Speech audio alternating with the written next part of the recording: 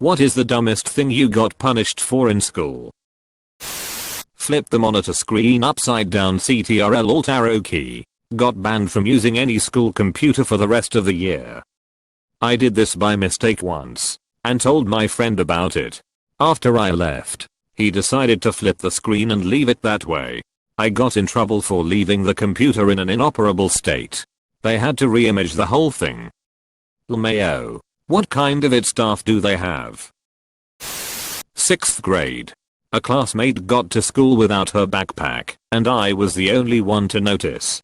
School started and she was looking for her bag, and I told her I saw her arrive without it. After which she started yelling at me for no reason, telling everyone that I had hid her bag. I exploded with laughter, because it was funny that she was blaming me. Teachers came and sent me to the principal's office. Nobody believed me. I guess giggling didn't help. I was in detention until this kid's mom called the school to let her stupid daughter know that she forgot her backpack. I'm 33 now, and not so long ago I saw this girl again. I went to say hello and to remind her of that day, which to me it's still funny. She didn't react at all. To you are still an asshole, Susan. Peeping Susan. /u/Susan _is_ bitch. I imagine you screaming this, followed by an innocent and quizzical look. In middle school, one of my friends brought Hello Kitty band-aids to school, and our entire friend group decided to wear them as an accessory hand/arms, because they were cute. Our English teacher wrote us up and demanded that we don't wear bandages for the rest of the year, because he saw them as gang symbolism. A Hello Kitty band-aid gang. I still don't understand his thought process. Walks into a small store. Alright, you cute little kitties. Give us all of the money, or we will hug you. Hello Moth Earth Peeper. Holding my pencil the wrong way. Teachers hated it. They tried those little rubber things, and nothing worked. I liked my way. I have nice handwriting, by the way. Well, this really irked my 5th grade math teacher. So she started to dock 5 points on every test or quiz I held my pencil wrong. When my father asked what it was about, and I told him, he laughed and said, "Keep going." My elementary teacher once freaked out because I was holding not 1, not 2 but 3 pencils at a time. Why the hell do they even care? 3 pencils. Oh, how dare you. LOL. If I'm completely honest with you, it might even have been 4. Shame on me, I know. You sicken me. 4th grade. This crazy girl who was always talking to herself told me about her elaborate plan to kill the teacher. I told the teacher and got in trouble for gossiping. Talking during lunch. The policy was a silent lunch, also with silent class hours, meaning the children weren't allowed to talk, which essentially gave everyone a half hour of recess to get out all of that built up energy. Understandably, my 5-year-old self was not down with that. We were in the process of being dismissed anyway. It technically counted as recess time. Silent lunch, also with silent class hours, meaning the children weren't allowed to talk. 5-year-old. Why would anyone think that this is a good combination? That's like trying to keep a volcano from erupting. The explosion will just be worse. I have a somewhat common sounding name. However, I've only ever really encountered 2 people with my name. One of them was in middle school. He was black. I'm white. One time I got called to the principal's office for something that happened on the bus on the way to school. I wasn't a bus rider. All the other students involved were black. One look at me, and the principal knew it wasn't me. So, I was dismissed. The next year, I decided to cut class with a couple of friends. We just took off running across the field behind the cafeteria at the end of lunch. As we ran, one of the administrators saw us, and another friend of ours was close by. Pretty sure he got grilled and ratted us out. My 2 other friends got suspended, and I never heard a peep. I suspect the opposite happened. The black kid with my name got called in, and they obviously knew he wasn't involved. TL. Doctor. Me and a black kid with the same name got each other out of trouble by being different races. This could be a sitcom. You guys could live together and get in wacky antics and social misunderstandings. Instead of Everybody Loves Raymond, we could call it Everybody Loves Racism. Being left-handed on the first day of first grade. The teacher took away my pencil and made me use my right hand. When my mother picked me up, I told her what happened. She talked to the principal, who apologized, then called in the teacher to make her apologize. The rest of the school year was very tense. Edit. Another event occurred to me. I got a day of internal suspension in high school for having an overdue library book. I had returned it in time, but the librarian put it on the wrong cart, and it was shelved without being scanned back in. I know this because a few days after I returned the book, I saw it on the shelf. I still had to pay the overdue book fine. I wasn't permitted to graduate college until I returned or paid for a book I had only had for 24H late fees because the library lost it. I very much feel your pain. The most painful part of that experience was trying to explain to my mother why I had a day of internal suspension. I think, over 20 years later, she still believes I didn't return the book. I got yelled at for quite some time that afternoon about being irresponsible. Should have just gone into the library and stolen it, if you already paid for it. Refusing to dance in kindergarten. We were doing some activity that involved dancing. I didn't want to, and I convinced a friend to join me in protest. So they sent me to the principal's office and called my mom. Damn the man.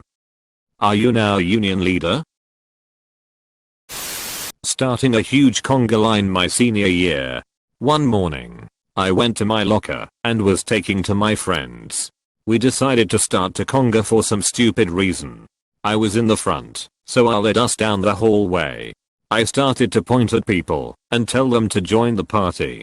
I told them to invite anybody that they knew.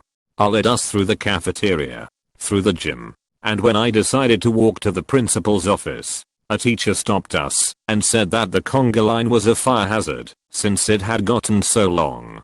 I told him that was dumb. If there was a fire, we'd conga right out of the school. They gave me a good taking to for being a smartass. Also, I was going to get paddled by the principal for fighting. He told me he liked me, so he was only going to give me one paddling. I said if he really liked me, he would give me two. I was suspended. Also, I was going to get paddled by the principal for fighting. He told me he liked me, so he was only going to give me one paddling. I said if he really liked me, he would give me two. I was suspended. I just laughed way too hard at work. No way this happened. Did you really say that? I imagine the Fallout 4 dialogue options and him selecting only sarcasm for his replies. Hugging a friend of mine. School had an OPDA rule and they cracked down on it. I had just seen my friend for the first time after winter break. I gave her a hug for like a second. I'm also female. Teacher saw it and threw a fit and I would up talking to the principal. Good thing the principal was a smart lady. She let me and my friend off with a warning. I never hugged anyone in school after that. What the f*** kind of rule is that? The kind of rule that Nazis would enforce. I kind of admire the fact that schools, the places which should be the most motivating and creative places in the world, are increasingly fascist. That makes me sound like a huge hippie. In 5th grade we were starting an assignment, and the tar was going around passing out the papers we needed. I was going through my pencil case mumbling kind of a supply checklist to myself. Pencil, sharpener, eraser. She hands me the sheet, and I say she looks at me all weird and walks away. Don't know what that was about, but I start working. About a minute later the teacher walks up to me and says I have to stay in for detention at recess. What? Reason? The tar thought I said payback. Apparently as in there'll be payback for giving me this paper, I guess. It was completely retarded. I explained myself, but they just weren't having it. We argued until lunch, and I was getting increasingly pissed off to the point where I was on the verge of tears. Eventually everyone left, and the teacher said, "Okay, I believe you. I don't think you'd be this upset if you weren't telling the truth. Just apologize and you can go out with the rest of the class." That pissed me off even more. I asked what I was supposed to apologize for. Just say you're sorry, we misunderstood you. Then you can go play. I took the detention. Just say you're sorry, we misunderstood you. Wold pissed me off too. Why the hell would you have to apologize for their misunderstanding? Should have said, yeah, I guess I really am sorry for you and your stupidity. To be fair, he was in 5th grade. That's what, 10, 12? Sarcasm and cynicism didn't grow on me until my mid-teens. Cracking my back. The teacher wrote me up for doing gymnastics in class and sent me to the principal.